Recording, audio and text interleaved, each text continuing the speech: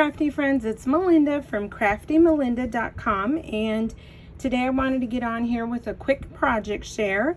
And I created another bag and card set featuring the new baseball and golf release from Cottage Cutz. So I wanted to share this cute little super easy box, treat box that I made, and then the card. And it's a standard A2 card, and it features several of the dies from the new release.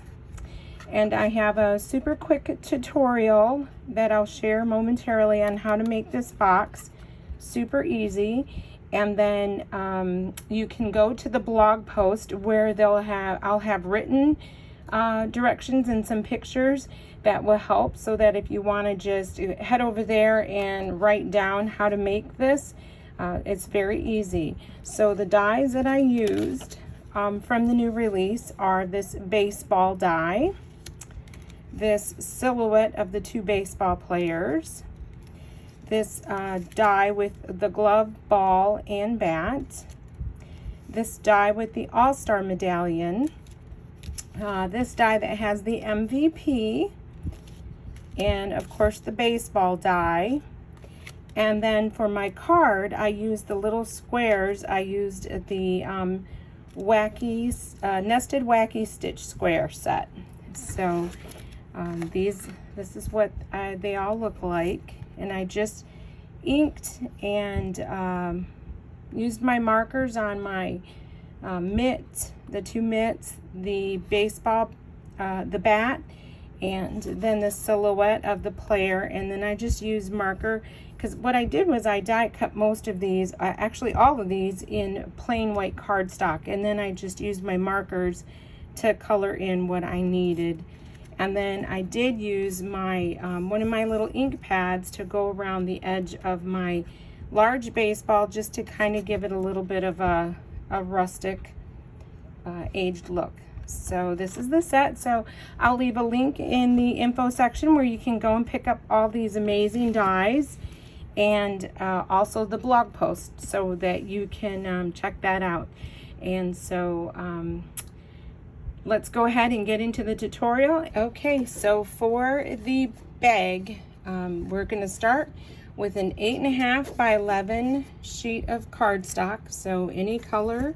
Of course, you want something maybe just a tad bit heavier.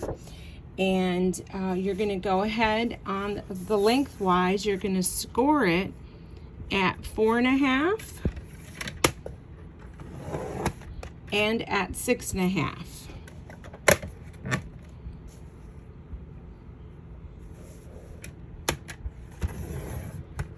And that's along the 11-inch side. And then on the 8.5-inch side, you're going to score it at 2.5.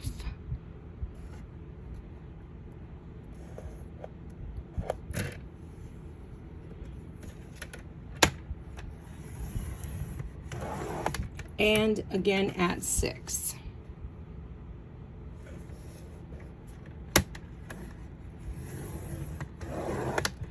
Okay, and that's pretty much the mechanics. Now what I chose to do was go ahead and score again at the 2 1/4, but this time you're only going to score from this edge to your first score line.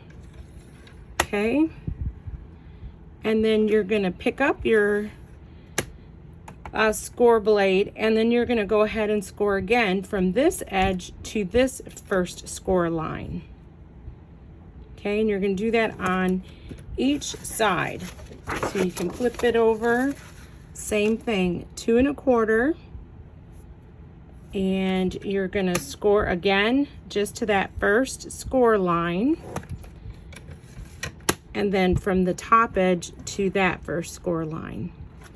And this part you really kind of don't have to do if you don't want to, but this will help you with the cutting. And so then all you're going to do is go ahead and you'll want to burnish your score lines to make sure you get a good burnish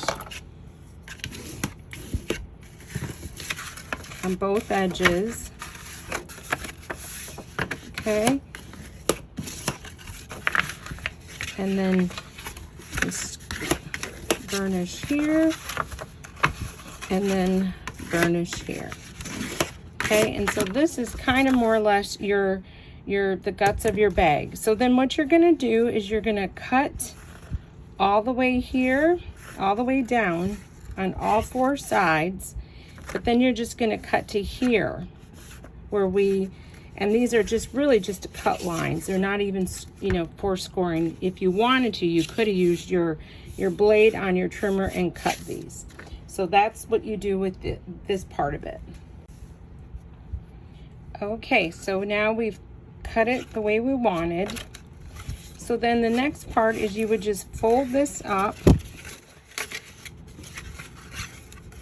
and then you would go ahead and adhere these together. And then these are your front and back. And then what you can do is once you have the sides, is you can just take your finger, and it's kind of more or less along, because these are 2 inches, so it'd be 1 inch. And if you wanted to be very particular, you could kind of go ahead and make a little tiny score line right here on the 1 inch. And then you would just push this in so that the front and the back will meet together. That way it will close, and then you can just put your 2 little holes.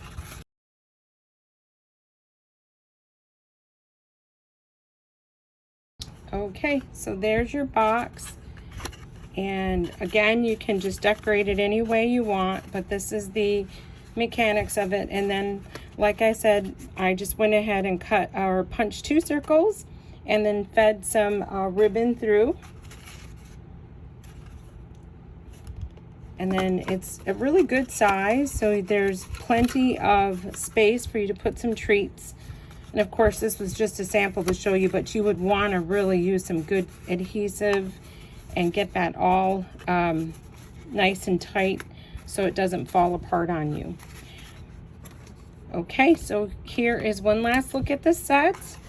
And again, this is the little finished box. You can head over to the blog post where there'll be the instructions in picture and written format, so you can grab those links in the info section below. And then I will also leave links to where you can pick up all these really fun dies. So until the next time, you have a wonderfully crafty day.